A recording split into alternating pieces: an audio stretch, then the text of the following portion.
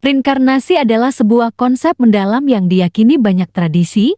Ia memberi gambaran bahwa hidup tidak berhenti di satu titik, melainkan sebuah perjalanan panjang jiwa dari satu kehidupan ke kehidupan lainnya, walau tidak semua agama menerimanya. Ajaran ini tetap menjadi cermin agar manusia hidup penuh kebajikan, rendah hati, dan bijaksana. Reinkarnasi dalam berbagai kepercayaan. Hindu. Dalam agama Hindu, reinkarnasi disebut samsara. Jiwa Atman terus bereinkarnasi sampai mencapai kebebasan moksha. Hukum karma berperan besar. Perbuatan baik atau buruk menentukan kondisi kelahiran selanjutnya. Buddha. Buddha mengajarkan bahwa kehidupan adalah rangkaian kelahiran dan kematian tanpa akhir. Reinkarnasi disebut punarbhava.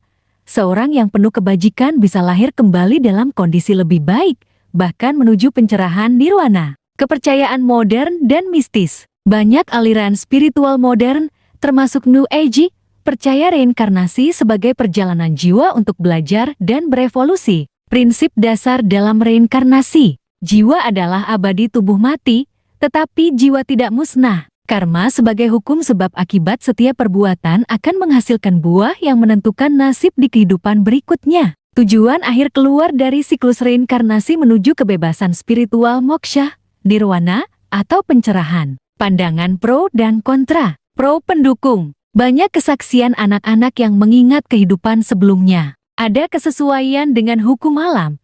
Sebab akibat karma. Memberikan harapan bahwa kehidupan tidak berakhir di kematian. Kontra penolak. Tidak ada bukti ilmiah yang pasti. Beberapa agama seperti Islam dan Kristen menolak reinkarnasi karena meyakini kehidupan hanya sekali lalu diikuti akhirat. Ingatan masa lalu bisa dianggap halusinasi atau rekayasa. Reinkarnasi atau kelahiran kembali adalah konsep kepercayaan bahwa setelah kematian, jiwa atau entitas non-fisik seseorang akan terlahir kembali dalam wujud fisik yang baru. Kepercayaan ini dianut dalam berbagai agama dan filsafat, terutama Hindu dan Buddha, meskipun dengan perbedaan dalam detail dan interpretasi. Secara umum, reinkarnasi melibatkan beberapa elemen kunci. Kematian, tubuh fisik mati dan mengalami kehancuran. Jiwa atau entitas non-fisik, dipercaya bahwa ada bagian dari diri seseorang yang tidak mati bersama tubuh.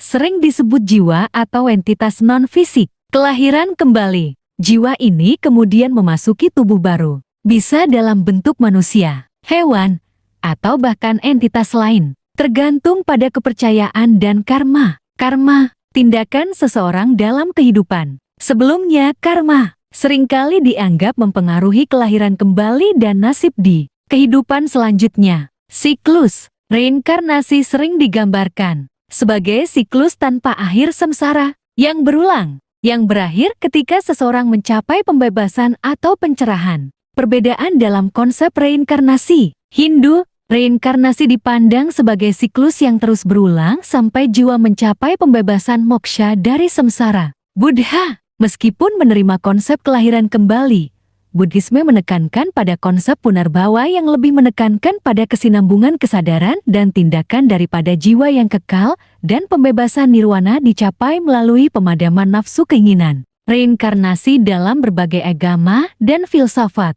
Agama Hindu, kepercayaan inti yang berkaitan dengan karma dan siklus kelahiran kembali. Agama Buddha, menerima konsep kelahiran kembali, tetapi dengan penekanan pada kesinambungan kesadaran. Agama lain, meskipun tidak secara eksplisit disebutkan dalam semua agama, beberapa keyakinan dan praktik dalam agama-agama lain juga memiliki elemen yang serupa dengan reinkarnasi. Filsafat, reinkarnasi juga menjadi subjek pemikiran dan spekulasi dalam berbagai tradisi filsafat. Dalam konteks ilmiah, reinkarnasi sering dikaitkan dengan konsep kesadaran dan identitas pribadi, serta penelitian tentang kesadaran dan pengalaman individu setelah kematian. Manusia adalah reinkarnasi dari manusia sebelumnya. Membaca kata reinkarnasi pada judul tulisan ini mungkin pembaca akan kaget atau heran, karena istilah tersebut merupakan kepercayaan dan keyakinan umat Hindu dan beberapa agama tertentu.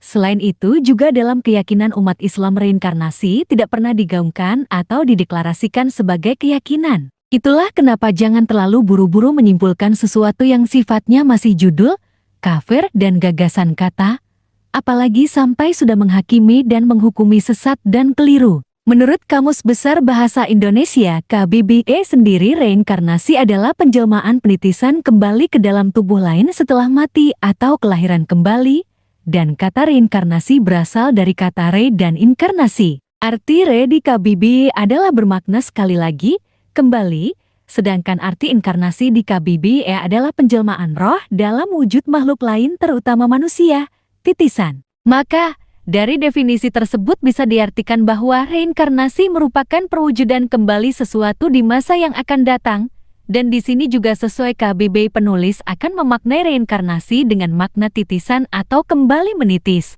Kembali ke pembahasan inti, seluruh umat manusia merupakan reinkarnasi atau titisan dari masa lampau. Keyakinan ini sebenarnya bersifat umum, bisa diketahui dan dipikirkan bersama, seperti seorang anak yang menjadi titisan dari bapak ibunya, titisan dari kakek neneknya, dan titisan dari leluhurnya yang lebih jauh. Di sini juga penulis sengaja tidak mengambil wujud reinkarnasi lain di luar manusia. Lalu mengapa seorang anak disebut titisan orang tua atau leluhurnya? Hal itu karena dalam diri anak mengalir darah, DNA dan beberapa unsur dari leluhurnya. Seperti golongan darah anak tidak akan berbeda dengan kedua orang tuanya, DNA seorang anak tidak akan berbeda dengan leluhurnya. Sifat-sifat anak tidak jauh dari sifat orang tuanya. Ada pepatah mengatakan buah tidak akan jatuh jauh dari pohonnya. Menurut banyak penelitian, baik ibu maupun ayah akan mewariskan masing-masing 23 kromosom kepada anak-anaknya.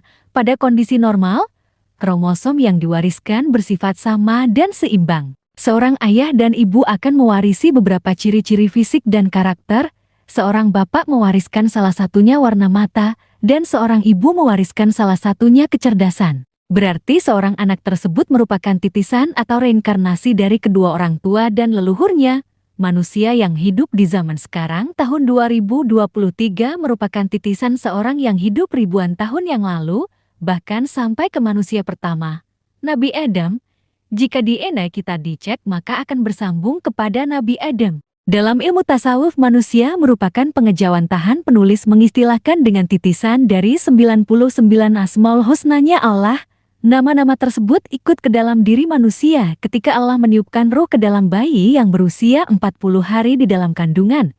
Sehingga manusia yang lahir ke dunia memiliki sifat-sifat dari asma Allah, seperti Ar-Rahman Maha Mengasihi, sehingga manusia juga memiliki sifat mengasihi. Ada juga yang mengejawantahkan asma Allah Ar-Rasyid Maha Cerdas, sehingga manusia juga memiliki kecerdasan, dan lain sebagainya. Dari 99 asma Allah yang tersebar, ada yang diberikan semua kepada satu makhluknya, ada yang hanya diberikan beberapa, dan ada yang diprioritaskan hanya tertentu saja. Dari pemaparan di atas, maka manusia makhluk Allah merupakan pengejawantahan atau titisan asma Allah itu sendiri, karena segala sesuatu bersumber dari Allah, dan segala sesuatu tidak akan terwujud tanpa izinnya. Maka istilah reinkarnasi di sini tidak bermaksud sama dengan keyakinan agama tertentu yang mengambil wujud materi, tetapi hanya pengejawantahan reinkarnasi sifat dan karakter saja. Meski secara fisik juga, manusia merupakan reinkarnasi perwujudan tanah, dan akan kembali kepada tanah juga. Sedang malaikat reinkarnasi wujud cahaya nur dan iblis reinkarnasi wujud api nar.